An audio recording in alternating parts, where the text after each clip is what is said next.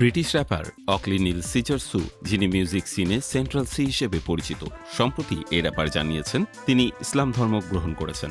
Sprinter খ্যাত এই তারকা ইসলাম গ্রহণের পর নিজের নাম পরিবর্তন করে রেখেছেন আখিল। আন্তর্জাতিক ইসলামিক তথ্যভিত্তিক প্ল্যাটফর্মগুলোর প্রতিবেদনে জানা যায় ২৭ বছর বয়সী এই শিল্পী একটি লাইভ স্ট্রিম অনুষ্ঠানের মাধ্যমে আনুষ্ঠানিকভাবে ইসলাম গ্রহণের ঘোষণা দেন।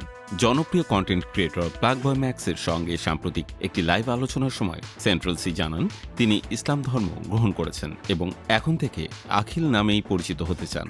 তবে এর আগে ধর্মীয় বিশ্বাস নিয়ে প্রকাশ্যে খুব একটা কথা বলতে দেখা যায়নি এই ব্রিটিশ র্যাপারকে। সেন্ট্রাল সির ঝুলিতে প্রথম ব্রিটিশ র্যাপার হিসেবে একক প্ল্যাটফর্মে ১ বিলিয়ন স্ট্রিম অর্জনের রেকর্ড আছে। এছাড়া ড্রেক, জে কোলের মতো বিশ্বখ্যাত শিল্পীদের সঙ্গে কাজ করে আন্তর্জাতিক অঙ্গনেও নিজের অবস্থান আরও শক্ত করেছেন তিনি। সেন্ট্রাল সির এমন সিদ্ধান্ত সামাজিক মাধ্যমে আলোচনার জন্ম দিয়েছে। ভক্ত শ্রোতারা তাকে নেট দুনিয়ায় শুভকামনা জানিয়েছেন।